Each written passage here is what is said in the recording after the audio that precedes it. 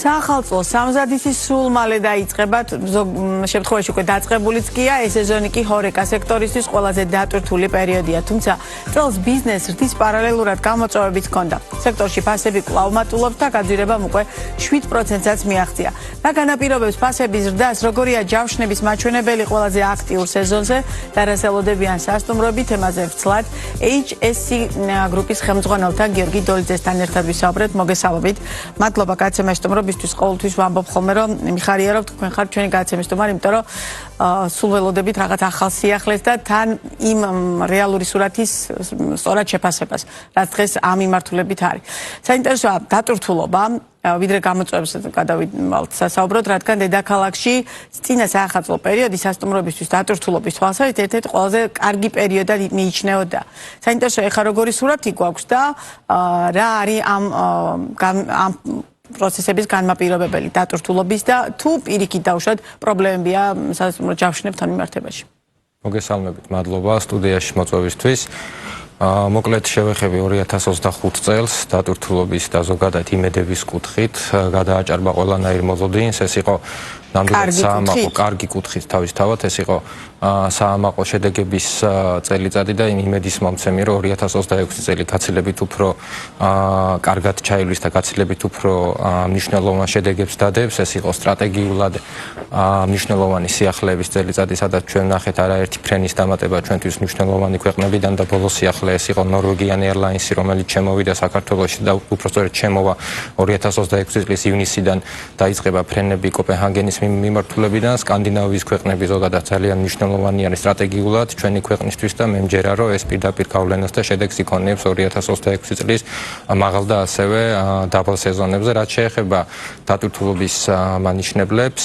მთლიანი წლის იმ რეალური სურათის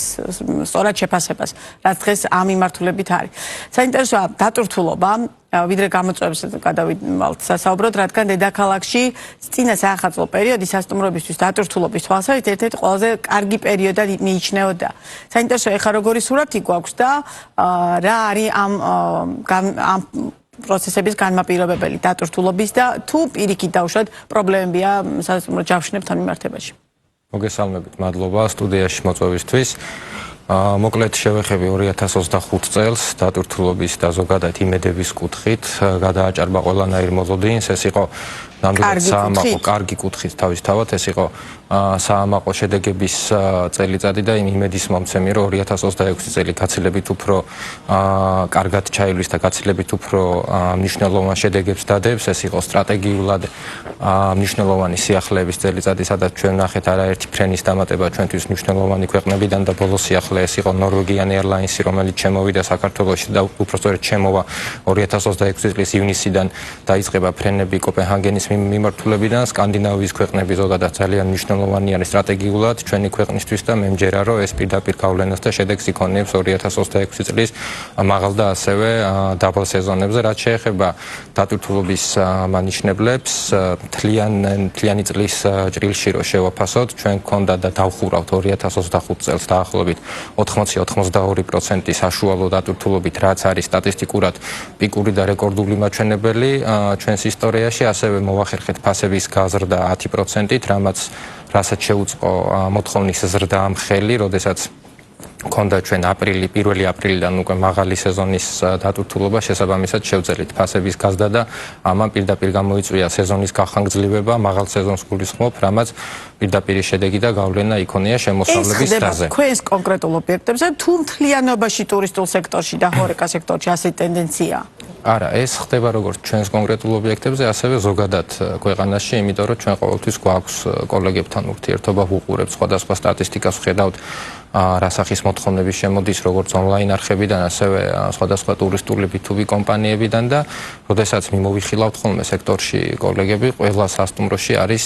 შესაბამისი დატვირთულობა, უმეტეს ნაწილში საშუალო და მაღალი კლასის ობიექტებს გულისხმობ, ასევე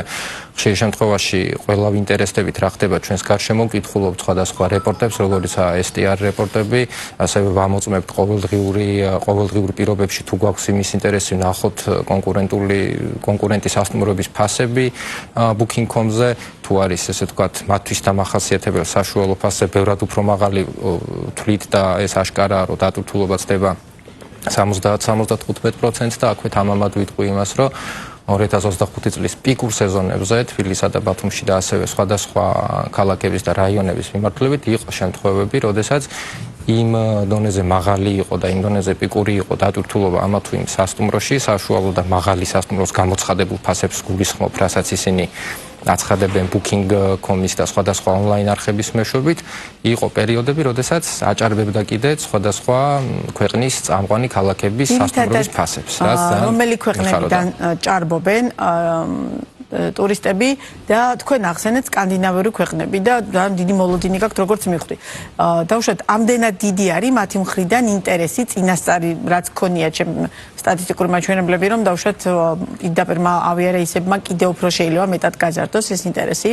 სკანდინავიური ქვეყნებიდან წლიდან წლამდე იყო ყოველთვის მზარდი მოთხოვნა, როგორც პირდაპირ ჩამოსვლელი ტურისტების, ასევე ტურისტული კომპანიების მეშვეობით, რომლებიც იქიდან გვიკავშირდებოდნენ და ცდილობდნენ მათი მხრიდან ესე ვთქვათ, ჯგუფური ტურების დაორგანიზებას, თავისთავად, როდესაც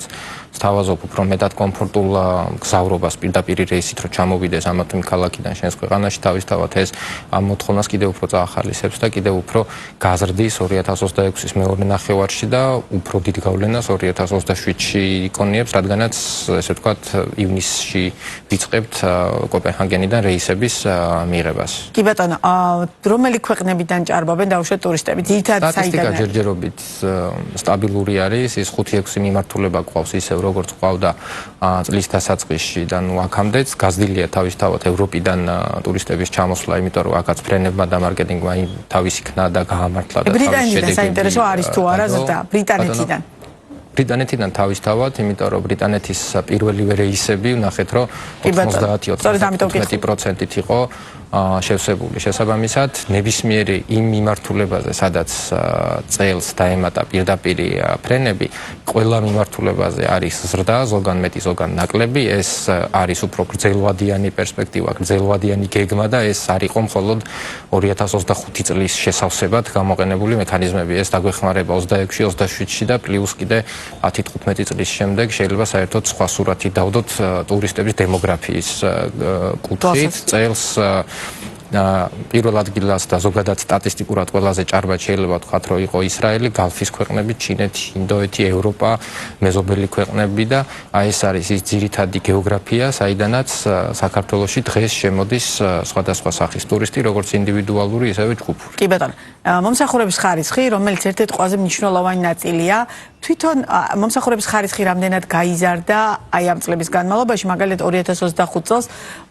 რაიმე ტიპის გამოწვევას ამ მიმართულებით წააწყდით თუ არა, რადგან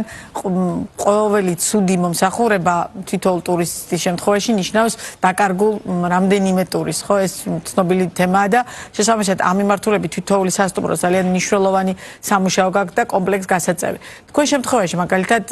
ძირითადი გამოწვევა რა არის და მომსახურების ხარისხი თუ არის ამ გამოწვევების შორის? მომსახურების ხარისხი და ზოგადად სერვისი რა თქმა უნდა არის და რჩება ერთ-ერთ მთავარ გამოწვევად ჰოსპიტალიტი სფეროში, როგორც რესტორნებს, კაფეებში, ბარებში, ასევე სასტუმროებში, თუმცა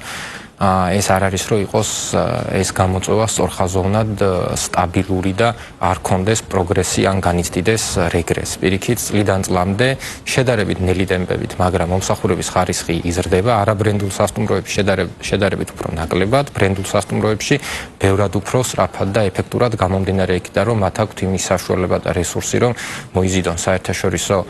ტრენერები, ჩართონ საერთაშორისო ტრენინგებში და უფრო სხვა სახის мотивация მისცენ. მე გეტყვით, რომ თითოეული ახალი ბრენდული სასტუმროს გახსნა ერთია რომ იწვევს ბაზარზე კონკურენციას ფასების კუთხით, მაგრამ საბედნიეროდ ამას მოთხოვნაც მიყვება და ისე არაა რომ რომელიმე სასტუმროს არ კონდეს ბრენდულს განსაკუთრებით შესაფერისი და შესაბამისი დატვირთულობა, თუმცა მეორეს მხრივ პირდაპირაა დაკავშირებული მომსახურების ხარისხის და ზოგადად ჰოსპიტალიტი კულტურის ჩამოყალიბებისა და დამკვიდრებისკენაა მიმართული და მის ზრდისკენ, იმიტომ რომ ყოველი ახალი ობიექტი ცდილობს უფრო მეტად გაწვრთნას და უფრო მეტად დაატრენინგოს ის კადრები და ის თანამშრომლები, რომლებზეც დგას სამომავლოდ მათი სერვისი. კი ბატონო, და ჩვენი საუბრის ბოლოს სასტუმრო ბიზნესი კვლავაც არის საინტერესო საინვესტიციო კუთხით, ანუ ეს მიმართულება, ის მიმართულება, სადაც ინვესტიციების ჩადებას კვლავაც საინტერესო შეიძლება იყოს ინვესტორისთვის, ანუ იმის გათვალისწინებით, რამდენადაც მზარდია წლიდან წლამდე ტურისტების რაოდენობა. საინვესტიციო კუთხით საქართველოში ერთ-ერთი ყველაზე მზარდი და ყველაზე მოთხოვნადი სხვადასხვა საინვესტიციო პროექტებთან მიმართებაში რჩება სასტუმროს ბიზნესი და ზოგადად ჰოსპიტალიტი ინდუსტრია გამომდინარე მისი მდგრადად განვითარების წლიდან წლამდე სტატისტიკური გაზრდის, ზოგადად ქვეყანაზე არის გაზრდილი მოთხოვნა, ქვეყანაზე არის გაზრდილი ცნობადობა და შესაბამისად სანომრე ფონდსაც თუ გადავხედავთ, ძალიან დიდი ნაბიჯებით იზრდება და უახლოეს პერიოდში 2028 წლამდე გაცილებით უფრო მეტი ობიექტი არის დაგეგმილი, როგორც ბრენდული, ასევე არაბრენდული. უშუალოდ ჩვენ შემთხვევაშიც 4-5 მიმდინარე სამშენებლო პროექტი გვაქვს სასტუმროს სწორედ თბილისში თუ დაუშვებელში. კახეთი, თბილისი და ბათუმის მიმართულებით. ან ძირითადად კახეთი, თბილისი და ბათუმი ეს მიმართულები აქტუალურია. ჩვენს პორტფელში ამას განვიხილავთ, ორი ზოგადად ვითარდება ქვეყანა და მე კიდევ უფრო ვისურვებდი, რომ სხვადასხვა რეგიონები და რაიონები კიდევ უფრო მეტად განვითარებული იყოს, რომ არ ყოფილიყო მხოლოდ თბილისსა და ბათუმში. ინფრასტრუქტურა სათანადო დაუშვათ თვითონ ამ რეგიონებში განსაკუთრებით არის ხელი შემწყობი, რომ დაუშვათ ინვესტორებმა დაიწყოთ იქ ახალი ობიექტების მშენებლობა? ზოგიერთ რეგიონში არის, ზოგიერთ რეგიონში განსავითარებელია, ზოგიერთ რეგიონში ვითარდება, მაგალითად რაჭის მიმართულებას ინფრასტრუქტურულად გზას თუ გულისხმობთ, გზის არსებობა ხელს ნამდვილად არ უშლის, რომ უახლოეს პერიოდში გქონდეს და გაიხსნას თანამედროვე დონის ობიექტი ბრენდული სასტუმრო, რაც იქნება პირველი მერცხალი ამ რეგიონისთვის და უფრო მეტ ინვესტორს მისცემს. ჩვენ ჯერჯერობით არ გვაქვს რაჭის მიმართულებით პროექტი, თუმცა ვამბობ ზოგადად, რომ როდესაც რაჭაში გაიხსნება პირველი ბრენდული ან არაბრენდული, მაგრამ ძალიან მაღალი კლასის სტანდარტების მქონე ობიექტი, ეს იქნება ის გამწევი ძალა, რაც განავითარებს რაჭას და სხვა ინვესტორებს მისცემს მაგალითს, რომ უფრო მეტი ინვესტიციას მოუყარონ თავის სწორედ ამ რეგიონში და ესაა ყოველთვის განსაზღვრელი ფაქტორი ხოლმე სხვადასხვა ინფრასტრუქტურასთან ერთად, რომ არსებობდეს ისეთი განთავსების ობიექტები, რომლებიც შექმნის მიზიდულობას, რომლებიც გაზრდის და შექმნის მოთხოვნას თუ არ არის იქ და გახდის პოპულარულს ამა თუ იმ მიმართულებას. კი ბატონო, და კიდევ ერთი, როდესაც წელს ვიწყებდით 2025 წელს, მე საკმაოდ რთული პერიოდი იყო ქვეყანაში პოლიტიკური თვალსაზრისით და შესაბამისად ბიზნეს თითქოს ყოველ შემთხვევაში თქვენი კოლეგების ნაწილი მიიჩნევდა, რომ არ იყო მაინც და მაინც მარტივი მდგომარეობა და შესაბამისად ზრდის მიმართულებით დაგეგმა მარტივი არ იყო. თუმცა თქვენ მაშინ ამბობდით, რომ ზრდა აუცილებლად გექნებოდათ და მნიშვნელოვანი ზრდა გექნებოდათ. გამართლდა ეს მოლოდინი, როგორც ხვდები 80%-იანი მინიმალური სუმცირე საშუალო 80%-იანი დაჯავშნილობის გათვალისწინებითაც ხო, მაგრამ მთლიანობაში წლის დასაწყისიდან დღევანდლამდე რო ფიქრობთ, ზრდა ისეთია, როგორცაც ელოდით? ზრდა საშუალო ციფრებში თუ მიმოვიხილავთ, ისეთია, როგორცაც ველოდით, პიკური სეზონის მაჩვენებლებს და გახანგრძლივებულ სეზონის ზრდამ ზოგადად ციფრებმა ჩვენ მოლოდინსაც გადააჭარბა და ძალიან მიხარია, რომ 25 წელმა მთლიანობაში ჩვენთვის დადო როგორც ფასების, ასევე დატვირთულობის საშუალოდ 10%-იანი ნიშნულით ზრდა, რაც არის ძალიან საამაყო და უფრო დიდი мотиваცია ჩვენთვის, რომ 2026 წელს თუ არ გვექნება სხვადასხვა ხელშემშლელი ფაქტორები და გარემოებები, კიდევ უფრო მეტად მოვახდინოთ აი ამ როგორც საშუალო დატვირთულობის, ასევე გამოცხადებული ფასის გაზრდა, იმიტომ რომ ზუსტად როდესაც საუბრობთ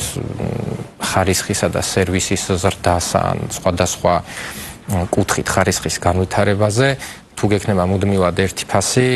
ამ ხარჯებს უკვე ვეღარ აუხვალ და სადღაც გახდი შენ ხარისხს სწორხაზოვანს და აღარ განიცდის პროგრესს. შესაბამისად, აი ეს მთავარი მამოტივირებელი ჩვენთვის, რომ დატვირთულობის კუთხით შეიძლება მიაღწიო პიკს, მაგრამ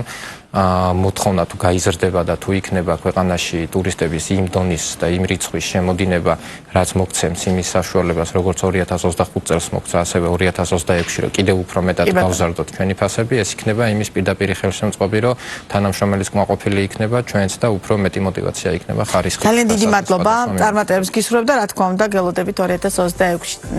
ბიზნეს პარტნიორის ეთერში.